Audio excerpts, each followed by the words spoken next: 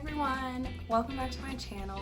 For those of you who are new here, my name is Julia. I'm a second-year vet student at Virginia, Maryland College of Veterinary Medicine, and today I'm really excited to talk to you guys about five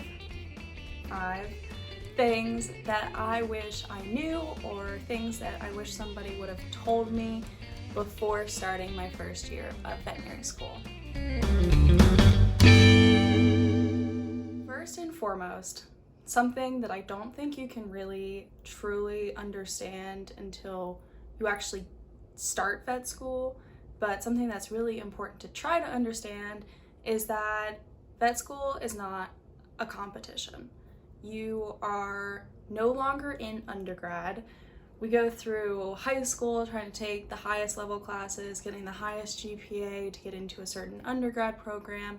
And then throughout undergrad, we feel like we're constantly competing with our peers, and we feel like, oh, there's only a certain number of seats in vet school, so I need to be better than the person next to me in order to get into vet school. And it's like, it feels all very kind of cutthroat, but then you get accepted into vet school, and then that's it. Like, this is where you've been trying to compete to get to your whole life, and then now you're in vet school.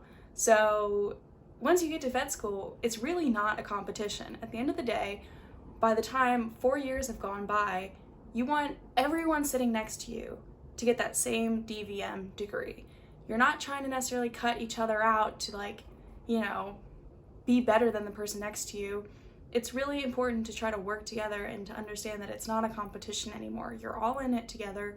You want your peers to succeed. These are your future colleagues. I mean, Virginia, Maryland, along with a few other schools, have implemented this pass-fail system where you get a certain percentage grade on an exam, but you don't get a percentage grade for that class as a whole. So for instance, at Virginia, Maryland, our first class is called the normal animal. And so each exam we would get a certain grade, but at the end of the course, I have no clue what I finished with. I don't know what percentage grade I got.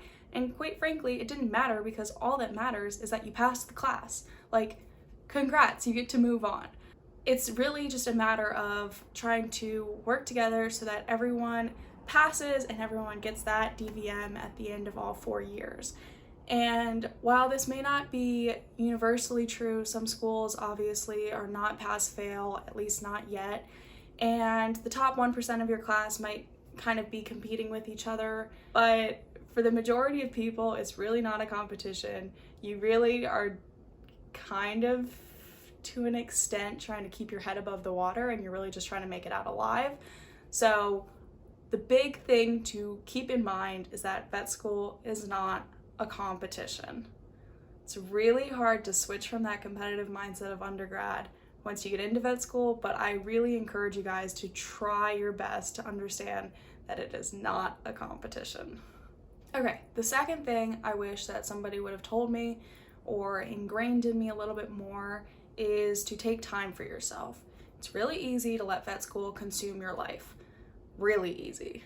Something that I recommended in my 10 essential things video that I posted last week is to have a hobby or something that can give you a form of stress relief.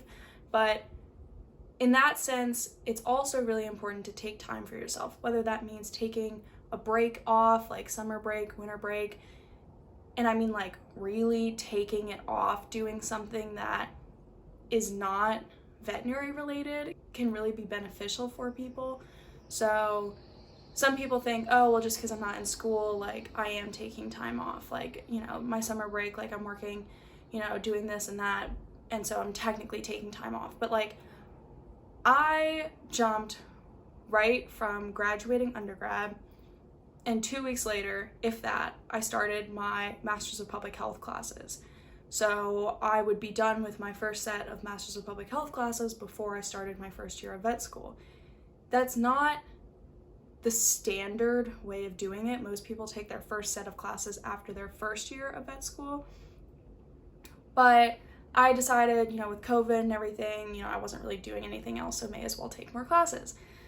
I have no regrets, but I kind of think that it would have been good for me to have taken that summer off to an extent, maybe not traveled because of obviously COVID, but I kind of wish I just like relaxed a little bit more, because I mean, I'm gonna be going for the next 3 years, and you know, that was my kind of one chance between graduation and starting my first year that I could have maybe just like taken time for myself. So I recommend that if you have that chance, and if you are doing a dual degree, that you do try to find some time to take time for yourself, because with this dual degree program, we take classes during the summer. So what should be our break is not actually our break. So it's even more important to take that extra step, that extra initiative to try to take time for yourself. Okay, the third thing is to take advantage of your peers. And I mean that in the sense that everyone is going to go into vet school with slightly different experience and comfort zones. So I personally have done a lot of work with horses. I feel very comfortable working with horses. I don't own a horse, so I don't have the most amount of horse knowledge, but it was something that I felt very comfortable with. Whereas some people in my class just don't have that horse experience. Some people that you will come to discover have worked in a small animal clinic for like 10 years and they've maybe never touched a horse. So what is really cool about vet school is we all go in with these different backgrounds. Some people may have grown up on a farm. Some people may have bred like, you know, American Kennel Club registered dog breeds their whole life.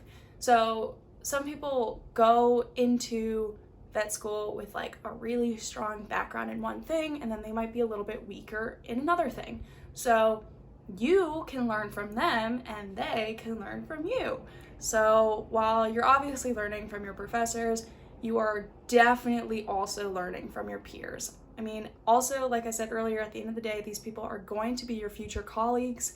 Even if you're not in the same field of work, they are still going to be your colleagues. So you really want to like use each other, learn from each other, kind of bounce ideas off of each other, study with each other. If you feel comfortable with horses and they feel comfortable with small animal, and you are like, okay, well, what drug would I use in a small animal practice, you know, to help with lameness? Whereas like, you know, compared to what drug you would use for horses for lameness and so forth, it's like you can kind of bounce that knowledge off of each other and actually like learn from each other. So take advantage of your peers, take advantage of the fact that people come from different backgrounds. This might be a second career for some people. You might have come right out of undergrad like I did, but use your peers. We are there to help each other. Again, it is not a competition, and use each other to support each other. Again, we all want to get our DVM at the end of these 4 years, and we all want to make sure that we get out of here alive. So learn from your peers, understand that not everyone has the same background from you, and use that to your advantage and for their advantage, because again, they might need something that you feel more comfortable in, and you might need information on something that they feel more comfortable in. Okay, number 4, something that is literally, I think, one of the most important things out there, is that you will likely change your study methods multiple times. I mean, first of all, never mind the fact that some people go through undergrad without studying all that much. I mean, I know that there were some classes in undergrad where I would basically just like go to lecture, take the exam, and do fine on it. But if that's how you're able to function in vet school, I admire you. But for the most part, you will try something in the beginning, and you may not fail an exam, but you may not do so hot with that way of studying.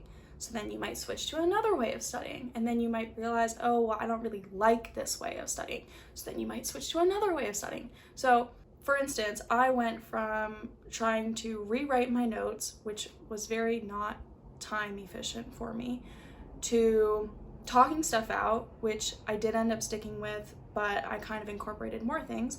So then I started making charts for things like parasitology, bacteriology, virology, and so forth. And then I drew diagrams for things like anatomy. So I switched, but I also used multiple study methods, and I kind of merged them all together to do what worked best for me. And I'm going to do a whole video on the ways that I studied for different subjects next week, so stay tuned for that. But definitely be adaptable, be flexible, understand that your study methods that you try the first time may not work, understand that you may need to study more than you think you need to. You may find yourself like needing to study 5 hours every single day compared to, oh, well, you know, maybe in undergrad you only studied for one exam, like one day for 5 hours the day before. I quickly discovered that that is not how vet school works. So be adaptable, be flexible. Again, I've mentioned this in my other videos. I have failed exams in vet school before. If you fail an exam, reach out for help. And that is the number 5 biggest thing that I wish somebody would have ingrained in me sooner, even in undergrad, is that your vet school wants you to succeed. So reach out for help. The way that I like to think about this is vet school is obviously very competitive. So a school is not going to accept you into their program unless they think that you are well adapted to succeed in their program. So what I mean by that is some people may already know this, but schools have ratings and they have like percentages of people that graduate and pass the NAVLE. So it reflects poorly on a school if they have a lot of students who drop out or that don't do well on the NAVLE. So it is critical for schools to have their students do well. And this means that if you are struggling, not only does your school want you to do well, they kind of need you to do well. So when you think of it like that, it's kind of putting it into perspective that if you reach out to a professor for help, if you reach out for tutors, even if you contact your peers and your classmates, people are willing to help you. So if you need that help and you seek for that help, you will find that help, because people do not want you to drop out. People do not want you to have to repeat classes if possible.